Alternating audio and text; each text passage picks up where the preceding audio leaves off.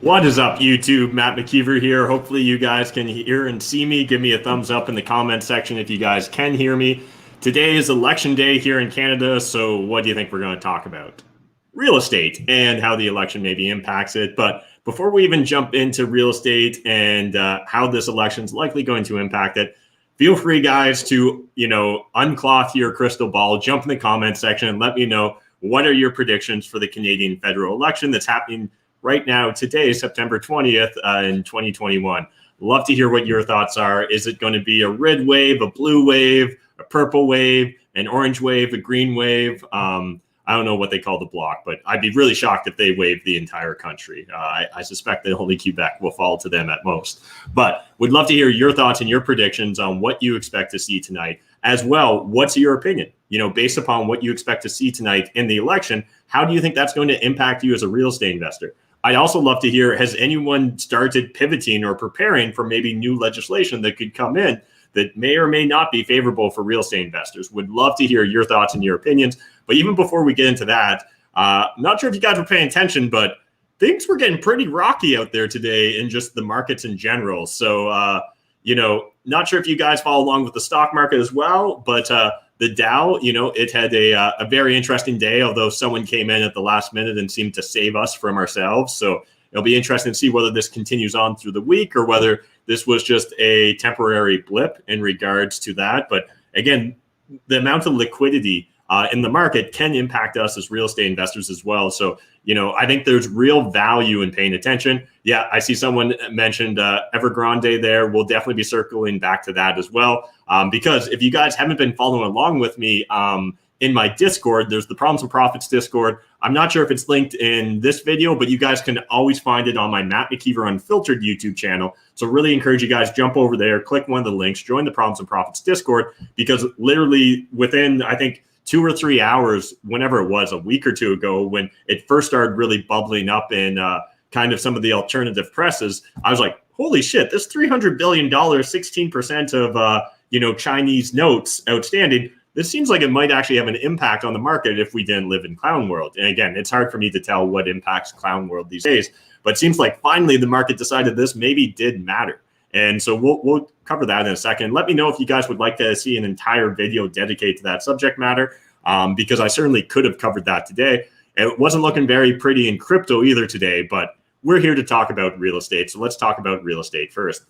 So if you guys haven't been paying attention, I'm going to encourage you to check out what Karen here was sharing in the comment section. So jump over and Google the word Evergrande. One of my favorite news sources or news aggregators. Again, you at the end of the day need to do your own research and double check their sources. But Zero Hedge was one of the first places I saw covering this. And I forget whether it was an original article to Zero Hedge or one of the articles that they were just sharing. But I started diving a little bit deeper into this. And if you guys aren't seeing what's going on, some of the more bombastic claims is that this is China's Lehman Brothers. And, there's a particular sense of irony, I guess, that I believe the day that Lehman Brothers fell was also the day that Evergrande came out with kind of the release that like, hey, we're probably not going to be able to pay back a lot of you guys. And so there's been a lot of different like rumors, semi-truths and trumors, you could call them, I guess, or straight up occasional facts that are slowly coming out of this entire situation. But it certainly appears as if it could have significant consequences. If I remember correctly, another Shanghai developer saw their stock crash earlier this morning, or maybe it was their notes that were crashing. Again, it's hard to stay on top of everything that's going on, especially on election day. So again, love to hear your thoughts, your opinions on what's going to go on in regards to the Canadian election. As well, if you guys haven't checked me out on the Matt McKeever Unfiltered channel, later tonight at 7:20 Eastern Standard Time, we're going to start covering the election. And depending upon how angry or how bored I get, maybe we'll cover the entire election, or maybe we'll just cover the first hour or so of it. Because if I remember correctly, I think we'll start to see results start trickling in shortly after 7 p.m. Eastern Standard Time, right? I think that's when Newfoundland's results will slowly start coming into us. So again, really encourage you guys to check that out. Oh, that's interesting. I haven't been paying enough attention, but one of the commenters here is saying that Evergrande also hired the same people that tried to restructure Lehman's debt. So we'll see whether it works out better this time than it did for Lehman Brothers. But understanding that, real estate's not an isolated industry, right? While we may be insulated from the general day-to-day movements of the market, significant swings in the market will impact us as real estate investors. But speaking of things that are going to impact us as real estate investors, there's also this federal election going on, and it's absolutely going to impact us as real estate investors. The only question is, in what way is it going to impact us? I can't tell whether that was a question or a statement there, funny tonight, but who is winning, liberal question mark? That is the $1 million question, I think. So let's pull up the screen share. I'll quickly recap for you guys the different platforms that have been kind of promoted by the different parties. Now, again, at the end of the day, I think we all understand that a platform promise is just that. It's literally a promise. There's no guarantees here that anyone will actually execute or be able to achieve their platform promises. But it is a good indication of which way the wind's blowing, depending upon who gets into government. So the first article here I wanted to kind of cover, Money Sense did a great article recently here, September 13th, 2021. I guess before I get into this Money Sense article, if you guys haven't voted and you plan on voting, I recommend you do it sooner than later, because you're not going to have a lot more time left today to do it. But I still think it's valuable for us to kind of explore how the different parties' campaign promises may impact us. And hey, maybe a year from now, we can look back on this video with posterity's sake and laugh about how we thought it was going to go one way and it ended up going in a completely different direction, because that seems to just be the way the world goes these days. But I thought Money Sense did an excellent job of just breaking down the different platforms and promises being made during this 2021 campaign season. I'm not going to rehash everything here. If you guys want, you can go back and watch on previous videos. I've done it with both realtor sponsors, as well as I think we did 1 or 2 videos just exclusively dedicated to covering some of the different platforms from the larger parties.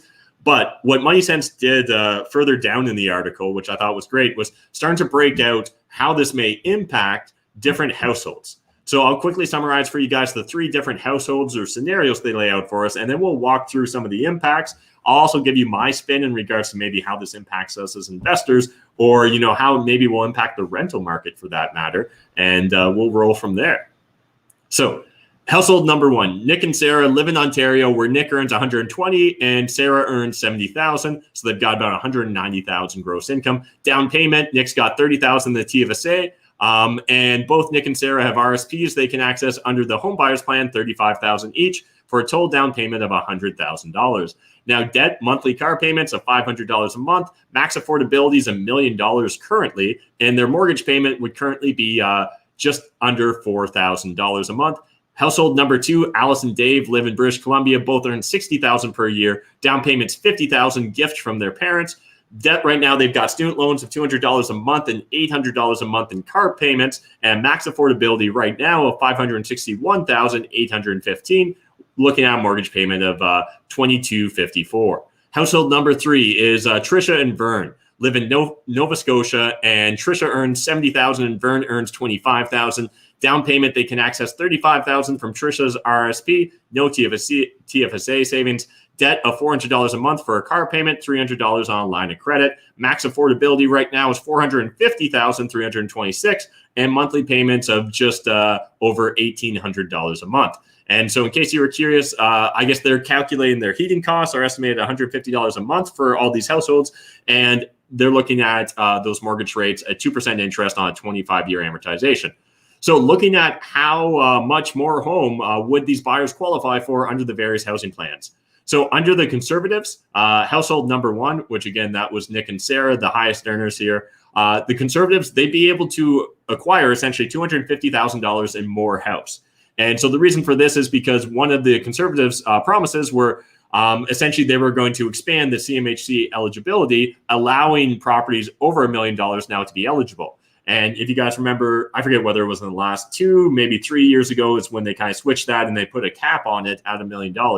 So what this means is they would now be able to afford a $1.25 million house versus the $1 million house they could buy beforehand.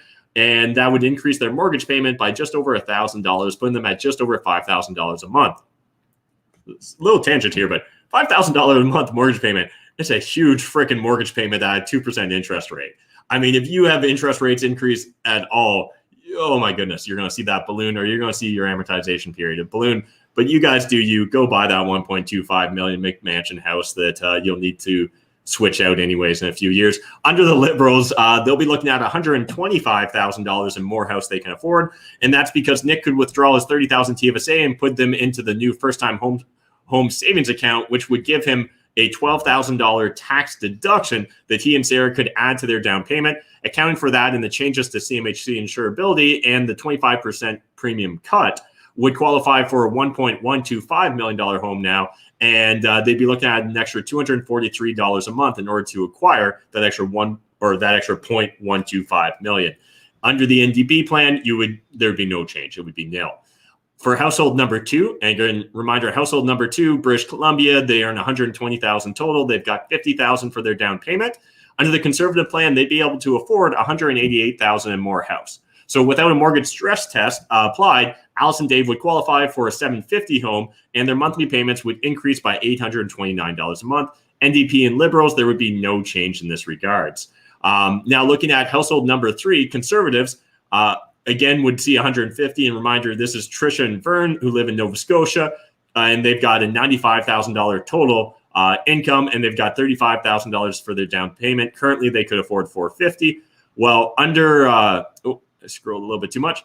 So under the new Conservative proposal, they'd be able to afford an extra $150,000 in house, meaning they could afford a $600,000 house, and their payments would be looking at an increase of about $660. Liberals and NDP, it essentially would be no change in that regards. So then if you want to play around, if they were going to continue to buy within their current limits, how would their mortgage payment change? And again, just high level here, household 1, they would see a reduction of $522 a month. Liberals in a $1 reduction, and Conservatives would be unchanged. Household number 2, again, a $308 a month reduction, and Liberals would see a $22 a month reduction. And these are kind of due to small changes, right, related to CMHC on the Liberal side. And for the NDP, it would be the extra $5,000 for their down payment from the rental subsidy program that's being proposed there. And they'd also be able to use that 30-year amortization. And then household number 3 would see a reduction of $254 a month, Liberals $18 a month, and Conservatives $0 a month. So then looking at how existing homeowners fare under the program, they just got a little summary here. And I think one of the big things to be aware of is one of the big changes that are looming on the horizon for a lot of us that are real estate investors, or maybe you just own your principal residence, is this fear that we could see the government step in and start charging tax or capital gains on your principal residence. Now, if they were to do this, this would be of significant concern for every Canadian, because it essentially would really, in my opinion, lock or force a lot of people into their current location. So if you currently had that $500,000 property, but you're sitting on a $200,000 gain, well, you could be looking at as much as $50,000 in additional taxes you could owe at time of sale if we were to see a principal residence start being taxed at a capital gains rate. Now, the real issue here is you go from living in that $500,000 house, now you've only got $450,000 after you sold it to go buy your replacement. And for a lot of people, seeing where the real estate market is these days, they're going to be like, nope, I'm going to loss aversion. I'm just going to hold on to what I have rather than risk selling what I have and then going and trying to find another property. So I think what we'll see is a lot of, again, right now, no one's making a hard commitment to this, but I think there's certain parties that if you look cross-eyed at them, you can kind of read between the lines and you can see that given their druthers, they might do it. In fact, this is something I brought up a long time ago. I might even brought this up pre-YouTube days. I forget exactly when they implemented it, but I remember when the federal government, when the CRA started tracking the sale of principal residences, that was telegraphing to me. That was them telegraphing a future move. And the reason I say that they were, telegraphing it is it became very obvious that like the only reason you would track that information is if someday you want to use that information, in my opinion, use it against the public, right? Hey guys, if you would just let us tax principal residences at a certain capital gains rate, we have all this extra money we can spend. Now you may ask, during modern monetary theory, when you just printing press goes burr and debt doesn't matter, why do they even need to tax you? Some people would argue it's just to make sure you know who's in control. But we'll leave that for another day and another debate. But one thing that I thought was interesting here, I don't spend a lot of time on money sense, but I thought both of the commenters here were actually great. This is way better than your Facebook comments or your Twitter comments or Instagram comments. Not even a single person shilling a random NFT or a Bitcoin scam. So Frank here was saying, keep in mind that all parties are forecasting a 3% plus GDP growth, which will only happen with significant immigration. And now we've seen that already. The liberals, assuming that they continue in power, they probably will be ratcheting up immigration. I'm not saying immigration is good or bad, but it is important to understand immigrants also need places to live. So if you're dealing with a housing shortage or a rental supply shortage, that's going to exacerbate the issue, right? And especially if you're trying to inject growth into the economy, it would appear that, immigrants could be one of the sources to really help drive that. And I think it's important for us to understand that, I don't want to get my numbers wrong here, but I think it was like 400,000 immigrants potentially in the next year or whatever that timeline was. Again, go check your own facts because I probably misremembered that number. But anyways, I thought Frank had an interesting point there. And also keep in mind that we may not have the people and resources to build that many houses.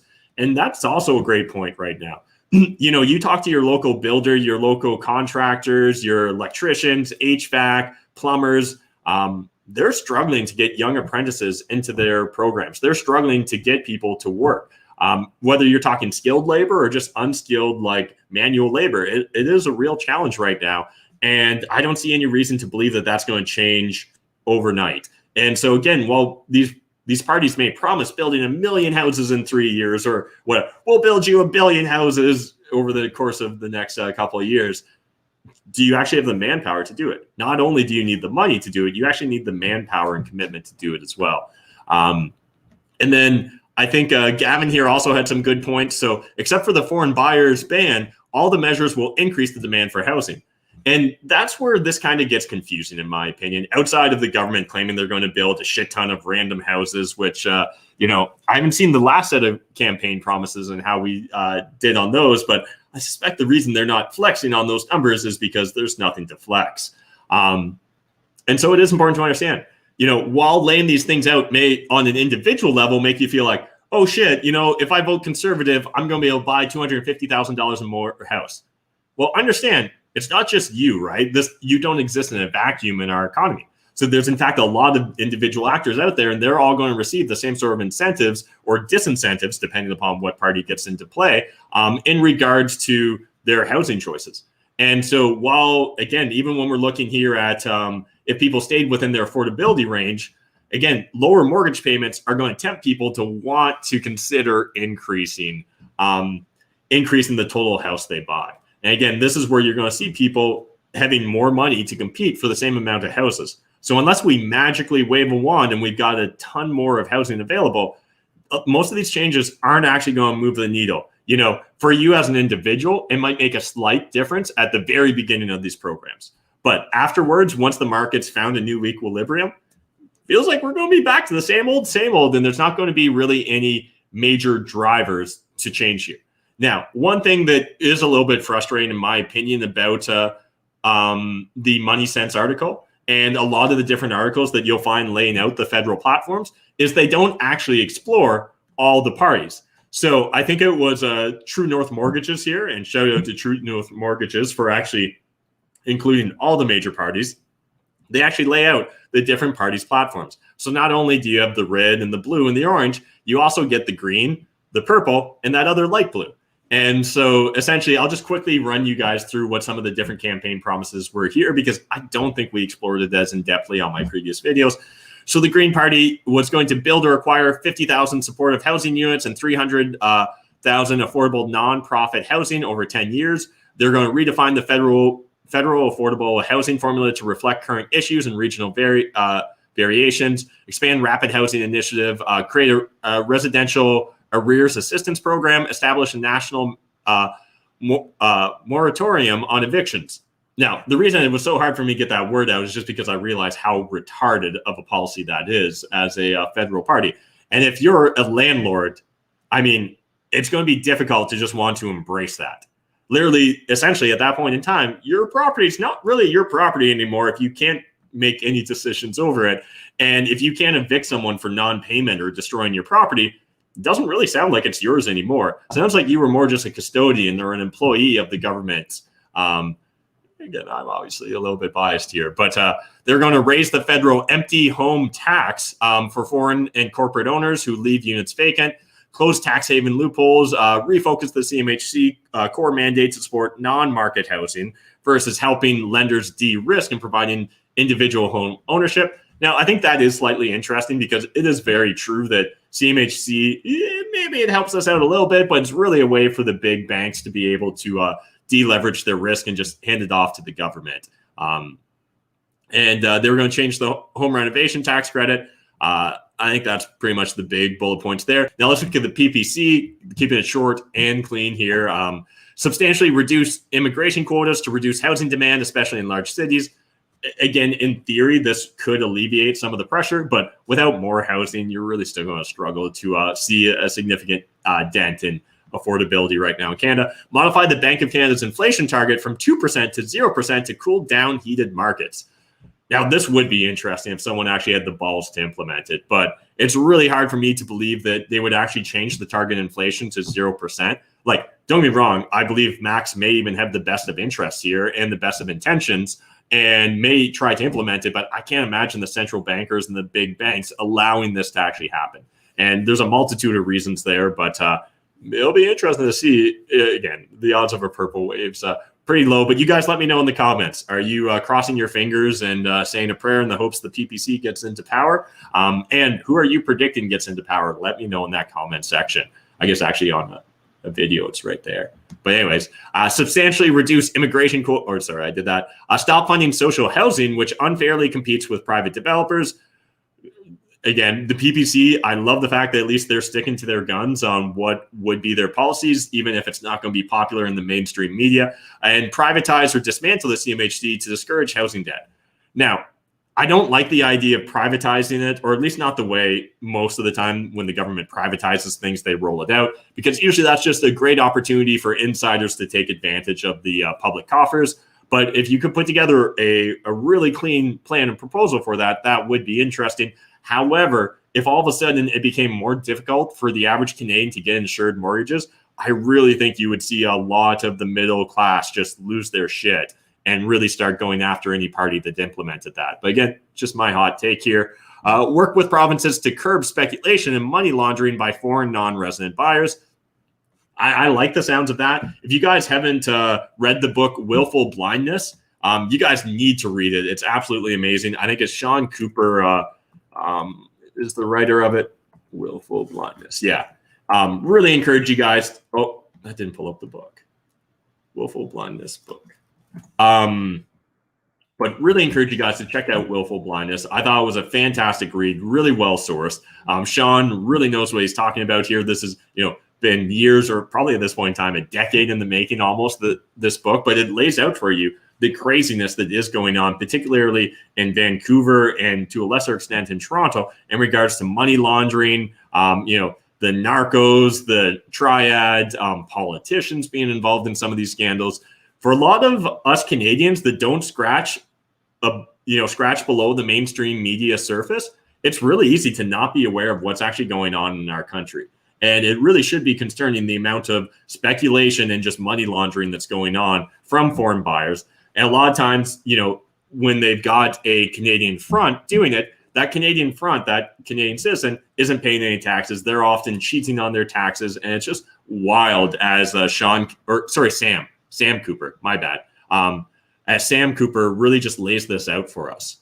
So again, really encourage you guys, go grab that book. If you didn't know, at this point in time, this is now, I believe, the book I've bought the second most copies ever of in my life. So if you guys remember back in the early days, early retirement extreme, I've literally given over 100 copies of that book. At this point in time, I think I've given 25 actually copies of Willful Blindness out. And, essentially I'm just like, anyone I meet in person, I'm like, hey, have you read this book yet? You should have this book. I probably need to re-up soon. I think I only have one book left here. But circling back to the PPC's platform here, again, I think that's great. And again, it's more focused on punishing bad actors rather than just foreigners. And again, I just think that's a better narrative and approach here, because what we don't want to do is create the other, right? And start being like, oh, those foreign investors are stealing everything from us. No, foreign investments actually, can and should be a net benefit for an economy. The only real issue is when you've got all these crazy shenanigans going on in the background. Then the block, I haven't looked at the blocks whatsoever, so I am kind of curious. Reinvest in affordable housing using up to 1% annual revenues to ensure predictable funding. Reduce housing crisis by devoting surplus federal properties to social and community housing.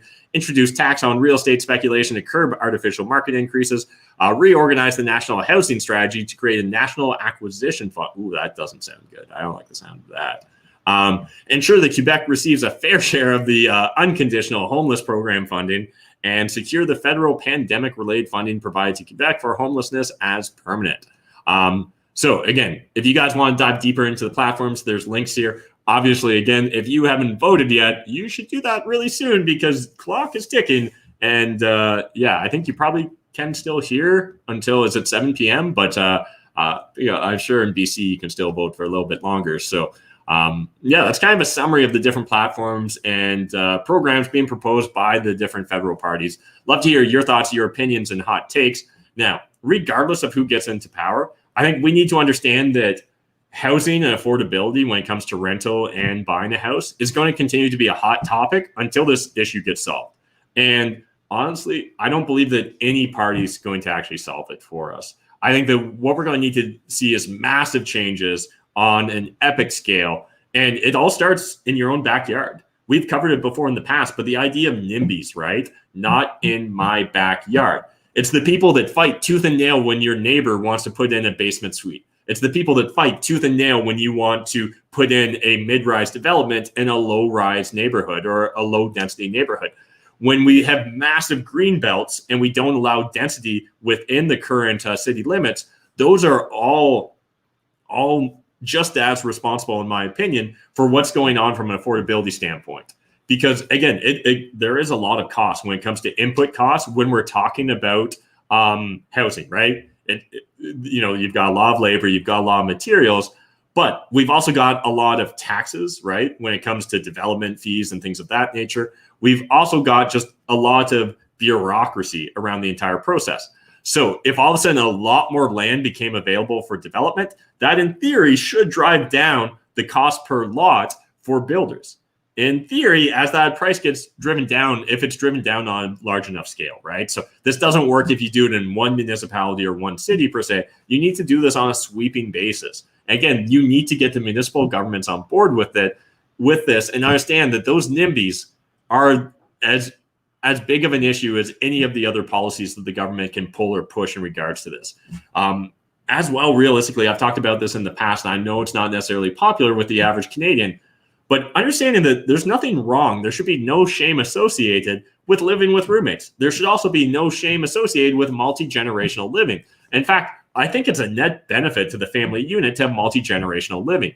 Now, again, that doesn't mean that I want to see, 20 people living in a 5-bedroom house per se, but we need to also be open to people building more unique layouts, right, and designs for their principal residence. Here in London, we've got an asinine bylaw that essentially says you're only allowed 5 bedrooms in a house. Now, why do they do that? Because of the NIMBYs that don't want a ton of students living in one house.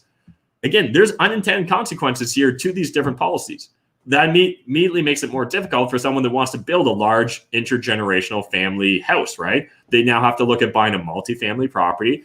They can't just design what they want, or they have to go through the process of getting an exemption, right? Getting permission from the city to build outside of the normal in that regards. Same thing goes when we're looking at any sort of policy, right? So when we see right now what Colby Marshall's dealing with in Barrie, and people fighting tooth and nail because he dares to want to follow the guidelines the city put in place when it comes to putting in garden suites. Garden suites, laneway carriage homes, whatever you want to call them, there's a lot of opportunity in increasing our density in a short period of time with projects of that nature. Now, again, it's not a silver bullet. It needs to be done in tandem or in conjunction with other policies, but completely ignoring the municipal level, I think is naive, because you can inject a shit ton of money. You can change some of the borrowing and lending rules, but if we're still chasing after the same number of houses, we're still chasing after the same number of houses. If you guys haven't been paying attention, the printing press is absolutely going burr these days, and there's a lot of liquidity out there sloshing around in the market. And that liquidity we're seeing more and more often starting to chase hard or real assets, right? And that's why, in my opinion, we've seen such a run up in real estate. Now, whether that's speculation or people trying to simply hedge against inflation, I can understand the logic behind both those approaches. But until we really change our monetary policy, until we change the way municipalities deal at the local level with development and infill projects, I don't see the silver bullet that's going to magically solve these problems for us. We're just going to pick random characters from government to go and tell us what we want to hear rather than do the hard shit that we need to actually have done. Really appreciate everyone jumping in the comments here. I'm going to try and catch up on some of the comments and love to get your opinion on what you see going on this election season.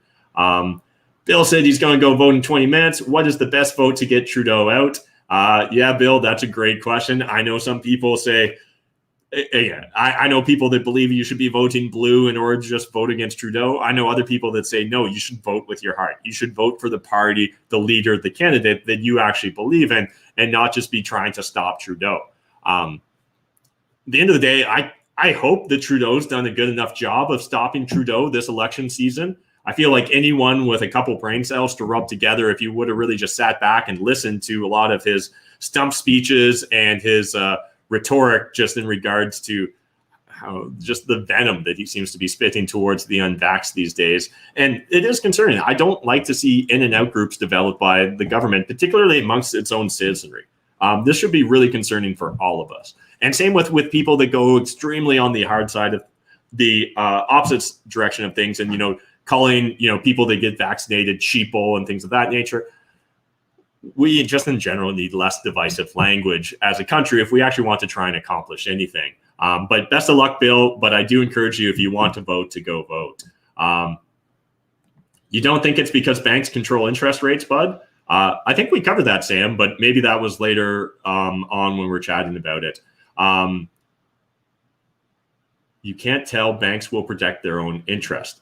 Yeah, absolutely. Banks are independent entities that are always going to be focused on themselves, right? I shared a story earlier today on my Matt McKeever Unfiltered channel, essentially just kind of summarizing Murray Rothbard's thesis in Anatomy of the State, right? In chapter 2, which I read, discussing that, hey, the government is just a parasite class.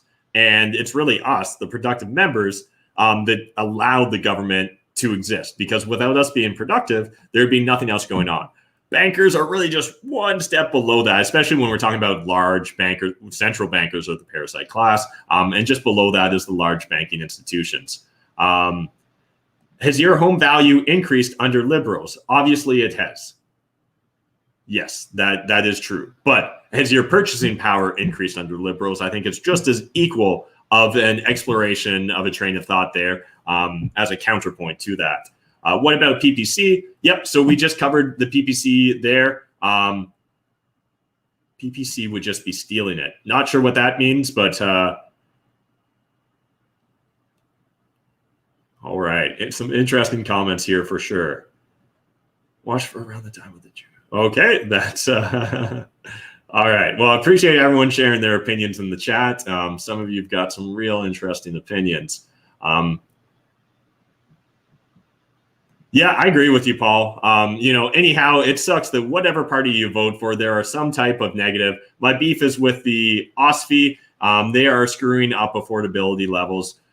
Yeah, and again, I don't even think it's one institution per se, but certainly it is frustrating when we look at this. And I understand how people are disengaged, disillusioned with the current system.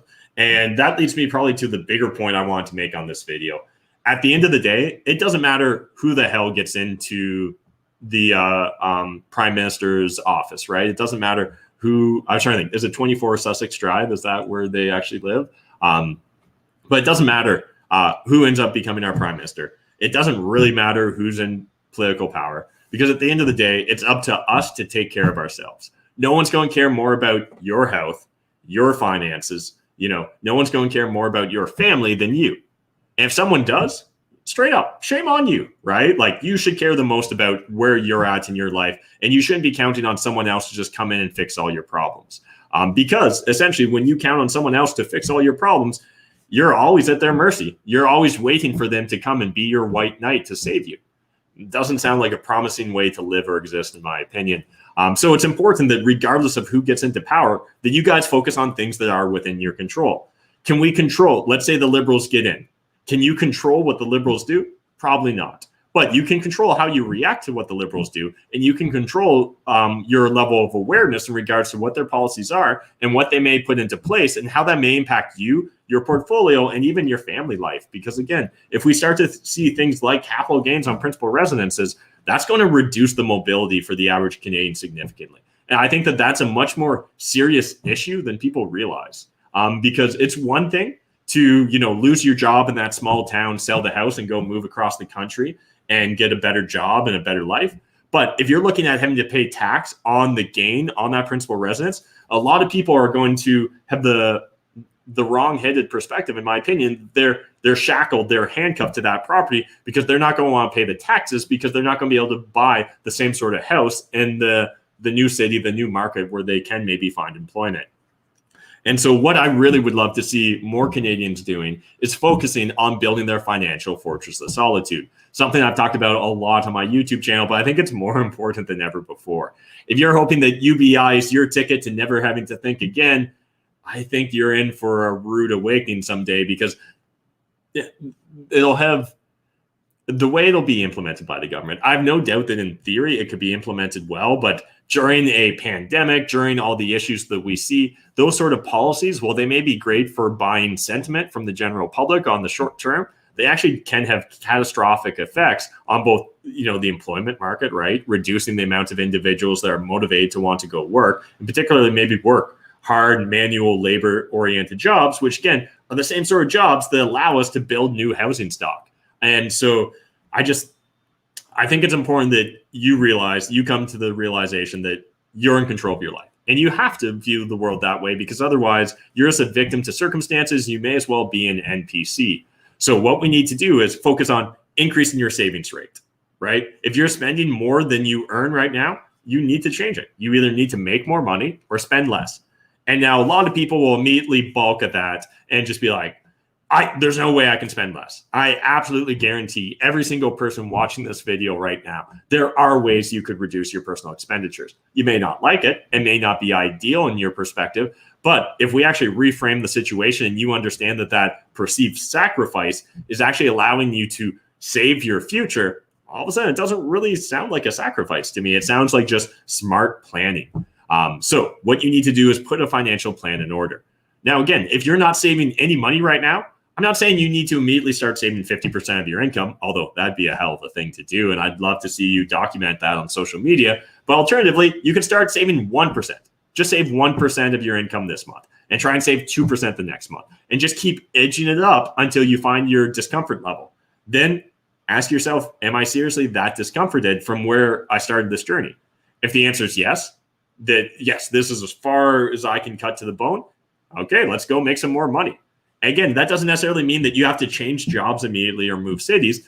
Let's look around the house. Do you got some things that maybe you can sell on Kijiji or Craigslist or Facebook Marketplace? Odds are you likely do. Are there ways that you could supplement your income with an online hustle? Or, we'll leave it at that. I could just spit off 1,000 different ways you could go about trying to build a small business or hustle, but there's always a way out there. And oftentimes for a lot of us, maybe you've got an expensive hobby. Oftentimes there's a way to, scratch that hobby itch at a fraction of the cost, or maybe even get paid by just, flipping your thought process in regards to that hobby. Maybe you love playing, shinny hockey or, like a beer league hockey. Well, is there a version where you can either, be the organizer of that league, or could you become a referee at the league? Again, where there's a will, there's a way most often. And right now, there's just an unwillingness amongst the general public, in my opinion, to be willing to start setting themselves up for a financial success down the road. And this hope that you're going to vote some party in that's going to save you financially is just, it's wrong-headed on every level, in my opinion. So I really encourage you guys, get control of your financial fortress of solitude. If you guys have no idea where to start in that regards, I'm going to encourage you to go check out my new website, mattmckeever.com. I will pull it up here right now and do the screen share. So essentially, we've got a bunch of different e-guides you guys can check out. So first of all, if you just want to learn the basics of real estate, you can always jump over here, check it out, read, I break down the 2 biggest mistakes that most investors make. But for ebooks, if you're looking to get into wholesaling, which can work as a fantastic side hustle, especially if you're looking to break into real estate or get better at generating private off-market deals for your own portfolio or investors, Amar's got his e-guide there. We've got the ultimate cottage buying guide. So again, if you've been maybe thinking about starting short-term rentals, Airbnb, or maybe just want a different pace of life, that's a great resource. If you're wondering, well, Matt keeps talking about for real estate for the last 5 years, why isn't everyone already a real estate millionaire?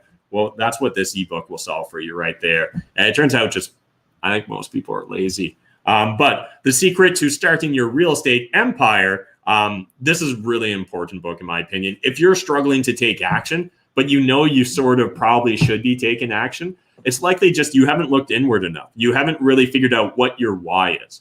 And so that's what this guide is all about, is really just breaking down for you, what is your why? What's your reason for getting up early or staying up late? What's your reason for going the extra mile as a real estate investor? And then finally, I'm blocking it. I don't know how to actually, there we go. And this is the Financial Independence and Retire Early Roadmap. So again, you guys can download these for free. You just literally got to give me your email and we'll send it to you. Don't want to give me your email? No problem. You can literally just read it now and scroll on the website. And this really just lays out for you the concept of becoming financially independent and retiring early. I can't imagine a better time in recent memory to get control of your financial lives, because there is a wild volatility regardless of where you turn. Again, the Dow today, right? Cryptocurrency is down. The potential impact of the federal election on real estate markets. We've got Evergrande going insolvent in China. The potential cascading effects of that. Just get control of your financial lives. It's so much easier when you start satisfying the lower levels of Maslow's hierarchy of needs to really start then focusing on improving yourself, your position in life. Maybe someday we'll even work our way up the pyramid to self-actualization. I'll let you know when I get there. But again, it's so much easier to do that when you're also not struggling to meet ends meet, right? When you're not stressing about bouncing the mortgage payment or the rent payment or your car payment or whatever payment you got. And I think step one is really first principles thinking, which I lay out here in this e-guide. And that's focused on approaching things with a blank slate, with a blank mind, not making assumptions. Well, of course I need my $8 Starbucks every day before I go into the office. Or of course I need to drive a BMW or an Audi. Of course I need to live in a giant McMansion in the suburbs where it's a $1.2 million purchase. No, let's throw all that shit aside because that's just the mainstream narrative. And you're only going to get mainstream results or average results when you do that. I suspect that the reason you guys even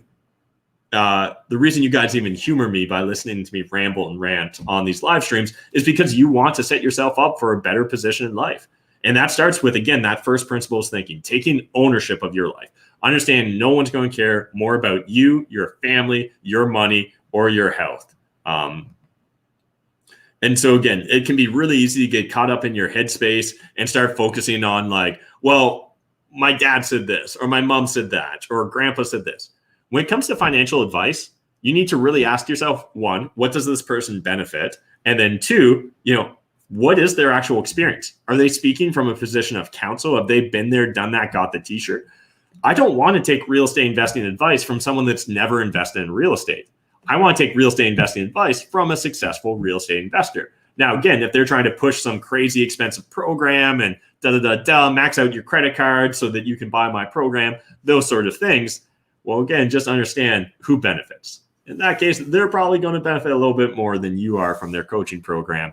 But again, don't be afraid to learn. Don't be afraid to find counsel, right? Don't be afraid to just reach out and talk to anyone, everyone about their experiences. It turns out for the vast majority of real estate investors I met, I'm going to say 99.99%, they love talking about real estate. And the reason is it's because their family, their friends, they're bored of hearing them go on and on about real estate. So when they find someone that's interested, that's engaged in that conversation, they'll just open up to you and they'll just share everything that they have and they'll give you all the golden nuggets, right?